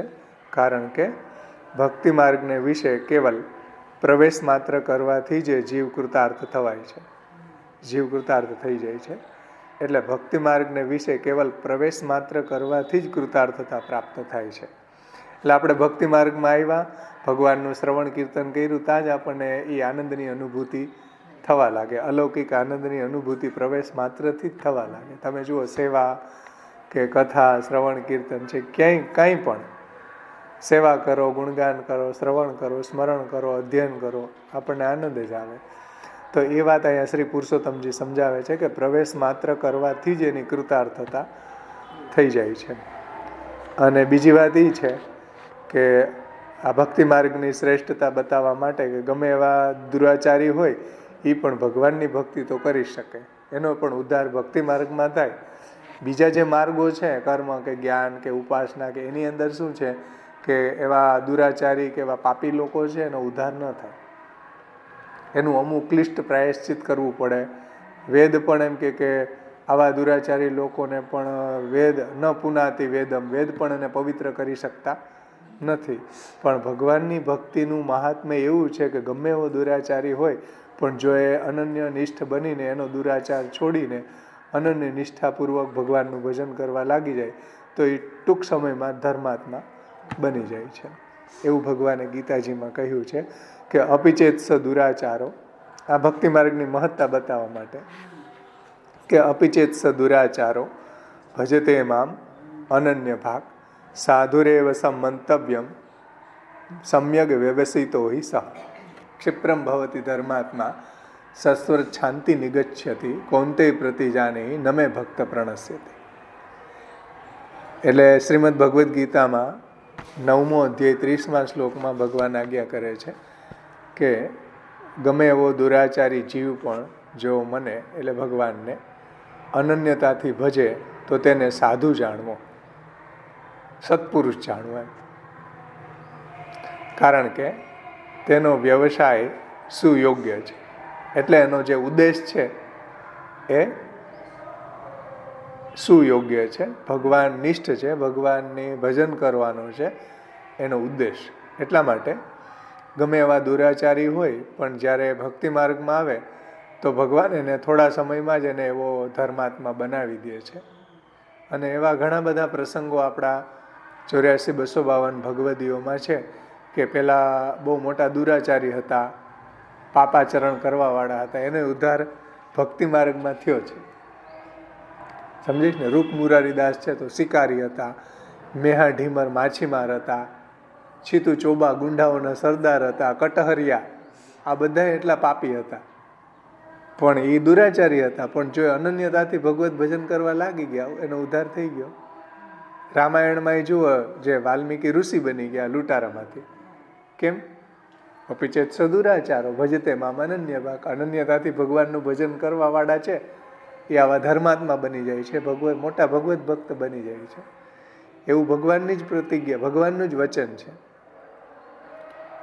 એ વાત અહીંયા શ્રી પુરુષોત્તમજીએ ટાંકી છે. દુરાચારી જીવ પણ જો મને અનન્યતાથી ભજે તો એને સાધુ જાણવું જોઈએ, કારણ કે તેનો જે ઉદ્દેશ છે, તેનો જે વ્યવસાય છે એ સુયોગ્ય છે. તેથી ભગવાનની અનન્ય ભક્તિ કરાવે એવા ભક્તિ માર્ગમાં બુદ્ધિમાન સાત્વિક પુરુષે સર્વથા આદરપૂર્વક સ્થિતિ કરવી. સમજમાં આવ્યું? આવા ભક્તિ માર્ગની અંદર બુદ્ધિમાન પુરુષે દ્રઢતા રાખવી, એમાં એને આદરપૂર્વક સ્થિતિ કરવી. બુદ્ધિમાન આદરમ તસ્મિન છલે સાધ્યેપી દુઃખત ત્યક્ત્વા માર્ગે ધ્રુવ ફલે ભક્તિ માર્ગે સમાવિશેત. તો આ ભક્તિ માર્ગની અંદર આવા બુદ્ધિમાન અને સાત્વિકની વાત આપણે આગળ જોઈ ગયા એવા પુરુષે, કારણ કે જ્યાં સુધી એવી સાત્વિકતા પ્રાપ્ત ન થાય ત્યાં સુધી શ્રી મહાપ્રભુજીનો ઉપદેશ પણ આપણને હૃદયારૂઢ ન થાય. આપણી તામસ અવસ્થા હોય, રાજસ અવસ્થા હોય, પછી આપણે એમ કંઈક ભૂલાઈ જાય છે. ભૂલાઈ કેમ જાય? રાજસ તામસ અવસ્થાને કારણે. સત્વાત સંજયતે જ્ઞાનમ. સાત્વિક અવસ્થામાં આપણને ભૂલાય નહીં, જ્ઞાન રહે, આપણને દ્રઢ થઈ જાય એમ. એટલે સાત્વિક અને બુદ્ધિમાન પુરુષે આ ભક્તિ માર્ગનો ઉપર આદર કરવો જોઈએ, ભક્તિ માર્ગનો જ અનન્યતાથી આદર કરવો જોઈએ. એવું શ્રી મહાપ્રભુજી અને શ્રી પુરુષોત્તમજી ટીકામાં આજ્ઞા કરે છે. ભક્તિ માર્ગમાંની વિશેષતા એ છે, જુઓ, હજી એની વિશેષતા બતાવે. ભગવાને ગીતાજીમાં તો બતાવી જ છે ભક્તિ માર્ગની વિશેષતા, અને હજી આગળ પણ શ્રી પુરુષોત્તમજી ભક્તિ માર્ગની વિશેષતા, એની વિલક્ષણતા, એની મહાત્મ્ય સમજાવી રહ્યા છે કે ભક્તિ માર્ગમાં દેશ કાલાદિ 6 પ્રકારની શુદ્ધિની અપેક્ષા નથી. ભગવાનનું ભજન કરવામાં દેશકાલની શુદ્ધિની આવશ્યકતા નથી, કારણ કે વૈદિક કર્મ કરવામાં વર્ણાશ્રમ વગેરેની અંદર આપણે આગળ જોઈ ગયા કે ષડભી સંપદ્યત ધર્મ તે દુર્લભતરા કલો. ધર્મ છે એના જે 6 અંગો છે, દેશ કાલ દ્રવ્ય કર્તા મંત્ર કર્મ, એ શુદ્ધ હોય તો સિદ્ધ થાય.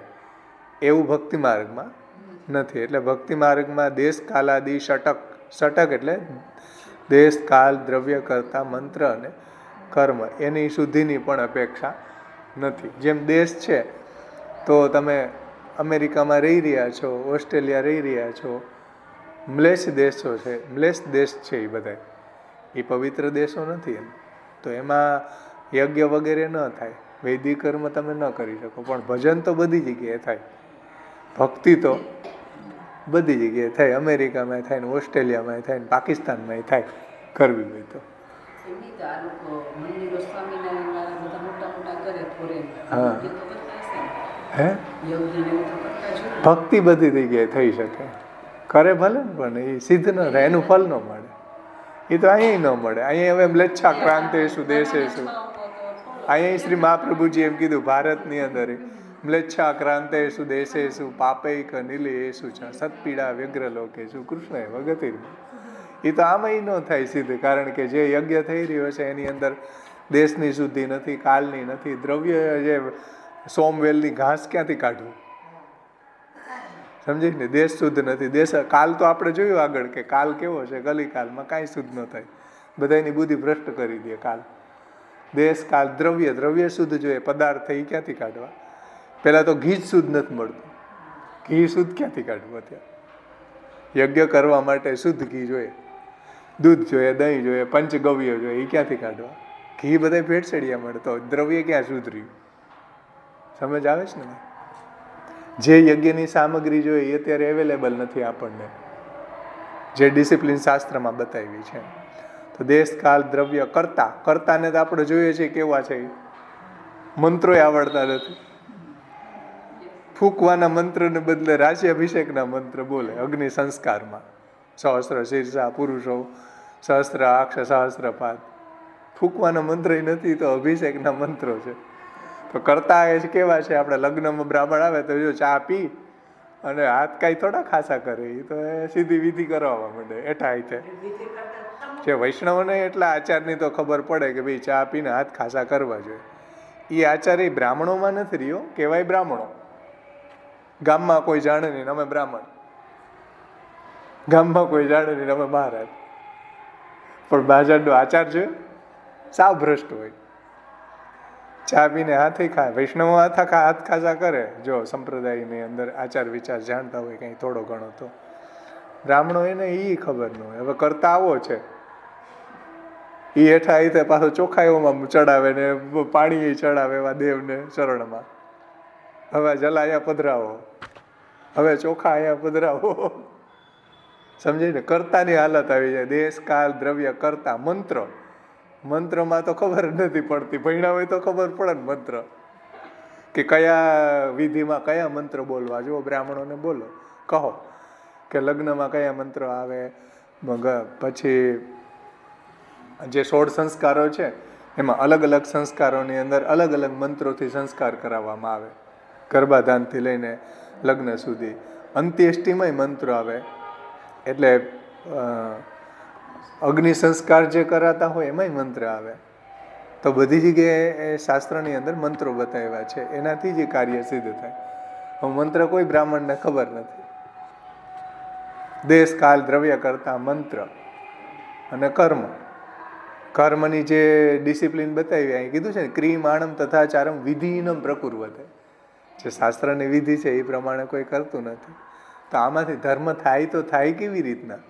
ષડભી સંપદ્યતે ધર્મ તે દુર્લભતરા કલો. તો એ વાત શ્રી પુરુષોત્તમજી અહીંયા સમજાવે છે કે આવું ભક્તિ માર્ગની અંદર આટલો રિઝિટ નથી, જે રિઝિટ વૈદિક માર્ગ છે. સમજ આવે છે ને? આવું ભક્તિ માર્ગમાં કોઈ દેશ કાળ દ્રવ્ય કરતા મંત્ર કર્મની શુદ્ધિની આવશ્યકતા નથી. પૂજા માર્ગમાં તમે જુઓ કે બ્રહ્મ મુહૂર્તમાં ઉઠે, તારા દેખાતા હોય ને તો એ સંધ્યાવંદન કરવું, સવારની સંધ્યા. અને દેવનું પૂજન તો એ બ્રહ્મ મુહૂર્તમાં ઉઠીને કરવું. પછી જો કરે સમય વૈયા ગયા પછી તો એ બધું કર્મનું ફલ ન મળે.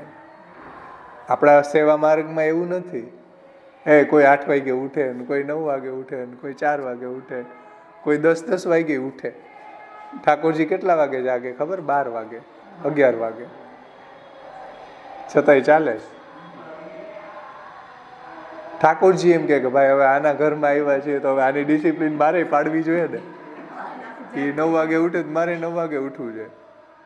શ્રી મહાપ્રભુજી પાસે ભલે હું બ્રહ્મ મુહૂર્તમાં ઉઠી જતો, પણ આના ઘરમાં હવે આવ્યા છીએ તો એની બધી ડિસિપ્લિન મારે પાલન કરવી જોઈએ. એટલે ઠાકોરજી કે તું હવે 9 વાગે ઉઠતો હોય તો ચાલો હું 9 વાગે નહીં 10 વાગે ઉઠું. સમજ આવે છે ને? ભલે હું ચંદ્રવંશનો છું પણ આના ઘરમાં સૂર્યવંશની જેમ મારે રહેવું. સૂર્યવંશ હમણાં 9મા સ્કંદ ચાલે છે ને, ભગવાનનું પ્રાગટ્ય ચંદ્રવંશમાં થયું. કહેવાનું તાત્પર્ય એ છે કે ભક્તિ માર્ગ એટલો સરળ છે, સૌકર્ય છે, સહજ છે, બધા એનું આચરણ કરી શકે એવો ભક્તિ માર્ગ છે. અત્યારે જે એને કોમ્પ્લિકેટેડ બનાવી દીધો છે એ આ મર્યાદીઓએ, મહારાજોએ બનાવી દીધો. હકીકતમાં સરળ એટલો સહજ, બધાય પોતાના ઘરમાં ભગવત સેવા, ભગવત કથા પારાયણ થઈ શકે એટલો સરળ માર્ગ છે. એટલો સરળ માર્ગ શ્રી મહાપ્રભુજી આપણને બતાવ્યો, પણ એટલો બધો અઘરો બનાવી દીધો એ આ લોકોએ, આપણા મહારાજોએ, મોટા અમરજાદીઓએ. કેમ કે કોઈ સેવા કરી જ ન શકે એટલે ક્યાં જાય? હવેલીએ ભટકતો થઈ જાય એમ. આટલો કોમ્પ્લિકેશન ભક્તિ માર્ગમાં હતું જ નહીં, જે મહાપ્રભુજીએ જીવીને બતાવ્યું છે.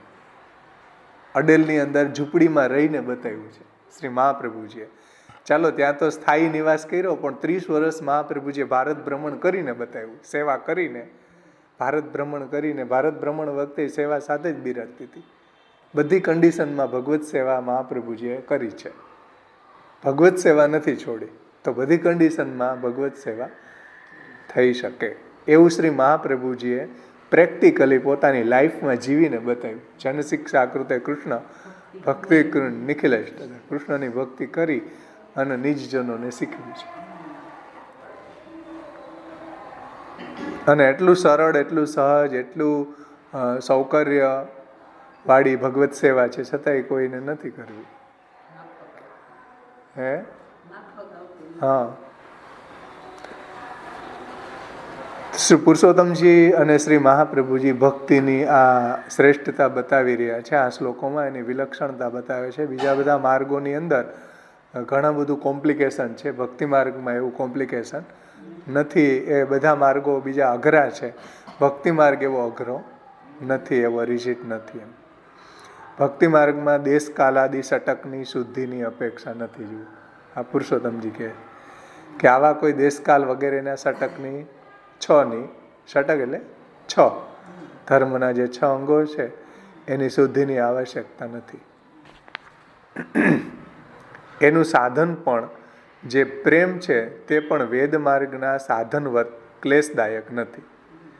એટલે પ્રેમ ચ સાધનમ, આગળ આ શ્લોકો આવી ગયા ને, વિશિષ્ટ રૂપમ વેદાર્થમ ફલમ પ્રેમ ચ સાધનમ. એટલે ભગવાનની પ્રાપ્તિ પ્રેમથી થાય. વિશિષ્ટ રૂપ વેદનો અર્થ કૃષ્ણ છે, કૃષ્ણને પ્રાપ્ત કરવાનું સાધન પ્રેમ છે. તો શ્રી પુરુષોત્તમજી કહે છે કે ભગવાનને જુઓ, એનું સાધન પણ, એટલે ભક્તિમાં સાધન, એનું સાધન પણ, કારણ કે ભક્તિ માર્ગમાં, ભક્તિ માર્ગની વાત ચાલી રહી છે ને, તેનું એટલે શું? તેનું એટલે પૂર્વ પદ જે આપ્યું ને ભક્તિ માર્ગનું, ભક્તિ માર્ગની વાત કરીને એનું ભક્તિ માર્ગનું સાધન પણ જે પ્રેમ છે તે પણ વેદ માર્ગના સાધનવત ક્લેશદાયક નથી. એટલે વેદ માર્ગના સાધનો છે એ ક્લેશવાળા છે ને, સમજો ધ્યાનથી. ભક્તિ માર્ગના અંદર કોઈ ક્લેશ નથી, આનંદ જ છે. શરૂઆતથી જ આનંદ છે, પ્રવેશ કરતા માત્રથી જ આનંદ છે. પણ વૈદિક માર્ગ ક્લેશદાયક છે. ક્લેશો અધિક તરસ્તે સામ અવ્યક્તા સક્ત ચેતસા અવ્યક્તા હિ ગતિર દુઃખમ દેહવદ ભીર અવાપ્યસા. જે ભગવાને ભગવદ્ ગીતાના 12મા અધ્યાયની અંદર જે જ્ઞાન માર્ગ છે એની ક્લિષ્ટતા બતાડી છે. એટલે બીજા બધા માર્ગોના જે સાધન છે એ ક્લેશાત્મક છે, ભક્તિ માર્ગની અંદર તો આનંદ જ છે. અર્થાત એ ભગવાનનો ભાગવત માર્ગ સુકર છે, એટલે સરળ છે, સારી રીતે એનું આચરણ થઈ શકે એવો છે. ઝૂંપડીમાં રહેતો હોય એ ભક્તિ માર્ગને જીવી શકે, અને બધી પરિસ્થિતિમાં પર્યટન કરવાવાળો ભક્તિ કરી શકે, અને મહેલમાં રહેવાવાળો ભક્તિ કરી શકે, બધા ભક્તિ કરી શકે, એટલો સુકર છે એમ પૂર્વે કહેવામાં આવ્યું છે. એમ આગળ આ વાત આપણે સમજી ગયા કે ભક્તિ માર્ગ એટલો સુકર છે, સરળ છે, સહજ છે. હમણાં એક પ્રસંગ આવ્યો કે હથેળીમાં ડોલ ઝુલાઈ મળ્યો. હથેળીમાં ડોલ ઝુલાવ્યો, એની પાસે શું હશે? પર્યટનમાં હતા વૈષ્ણવ, ડોલ ઉત્સવ આવ્યો તો વનની અંદર ઠાકોરજી માટે જે કાંઈ બી એનાથી સામગ્રી બની આવી એ બનાવી. પછી જે બંને બાજુ વૃક્ષો હતા એની વચ્ચે ઊભો રહીને, બંને બાજુની જે વેલો હતી, વૃક્ષો હતા એની વચ્ચે ઊભો રહીને ઠાકોરજીને કીધું કે જો આ ડોલ છે. સમજાય છે? એટલો આ સરળ માર્ગ છે. અને એને હથેળીમાં ડોલ ઝુલાવ્યા. આમાં કાંઈ હતું નહીં વૈષ્ણવ પાસે, ઘરે નથી, ત્યાં જંગલની અંદર, વનની અંદર એને આ લીલા આ ઠાકોરજીને ડોલ ઝુલાવ્યા હથેળીમાં. ઠાકોરજી ખૂબ પ્રસન્ન થઈ ગયા. એટલો સુકર છે આ ભક્તિ માર્ગ. એના માટે સોનાના હિંડોળાની જરૂર નથી કે સોનાના પલ્લાની જરૂર નથી. હોય તો જ ધરાવવા જોઈએ આપણી પાસે, એટલે આર્થિક દ્રવ્ય સંપન્ન હોય તો, પણ નથી તો પણ આપણે ભક્તિ માર્ગને જીવી શકીએ પ્રભુને. શ્રી મહાપ્રભુજીએ તમે જુઓ ઉપરણામાં ઠાકોરજીને પલ્લા ઝુલાવ્યા, નવનીત પ્રિયાજીને ઉપરણામાં ઝુલાવ્યા. અને એ જે આનંદ આવ્યો એવો આનંદ નવનીત પ્રિયાજીને સોનાના પલ્લામાં ઝૂલવાનો ન આવ્યો. જન્મોત્સવ વખતે શ્રી મહાપ્રભુજીએ પોતાના ઉપરણામાં નવનીત પ્રિયાજીને ઠાકોરજીને પલ્લા ઝૂલાવ્યા. તો એમાં જે નવનીત પ્રિયાજીને આનંદ આવ્યો એવો સોનાના પલ્લામાં ઝૂલવાનો આનંદ ન આવ્યો જ્યારે ગિરધરજીએ કરીને ઝૂલાવ્યા ત્યારે. કે કોઈ બાળકોએ એને ઝૂલાવ્યા ખબર નથી, ગિરધરજીએ કે કોઈ નવનીત પ્રિયાજી જેના ભાગમાં આવ્યા સેવામાં. એ કહેવાનું તાત્પર્ય એ છે કે ભક્તિ માર્ગ એટલો સરળ છે, સહજ છે, સુલભ છે, કોમ્પ્લિકેટેડ નથી. સમજી જાઓ. વારંવાર પુરુષોત્તમજીનું ને શ્રી મહાપ્રભુજી કહેવાની વાત આ જ છે. સમ અહીંયા જ આવે છે, ભક્તિ માર્ગ એટલો સુકર છે, આટલો સરળ છે, એનાથી બીને નહીં ભાગો. સમજ આવે છે ને? બધી કન્ડિશનમાં ભગવત સેવા થઈ શકે. હમણાં આપણે પટેલ સમાજમાં રોકાણા દ્વારકામાં, ન્યાય સેવા થઈ શકી કે નહીં? ત્યાં તો ટોયલેટ ને બાથરૂમ બે ભેગા હતા. તો હવે શું કરવું? પાછી ગેંડી એમાં ભેગી હતી. હવે શું કરવું? ઠાકોરજીના પાત્ર માંજવા ક્યાં જવા? તો હવે શું કરવું? લ્યો, સેવા કરવી શ્રી મહાપ્રભુજી થઈ શકે ભાઈ, પટેલ સમાજમાં થઈ શકે. બોલો હવે કઈ કેવું? મરજાદી ભલે ના પાડતા હોય કે ઓહો ત્યાં ક્યાં જલ ઉપરથી આવે, ઉપર ટાંકો જોયો તમે? એક જ છે. એની પાછી નળી ટોયલેટમાં ગઈ, બાથરૂમમાં બે ભેગું જ છે. વન્ય ક્યાં ગઈ? હવે ક્યાં જવું? શ્રી મહાપ્રભુજી ચાલશે, ચલો પટેલ સમાજમાં સેવા થઈ શકે. કોઈને કઈ વાંધો આવ્યો? આનંદથી સેવા કરીએ આપણે.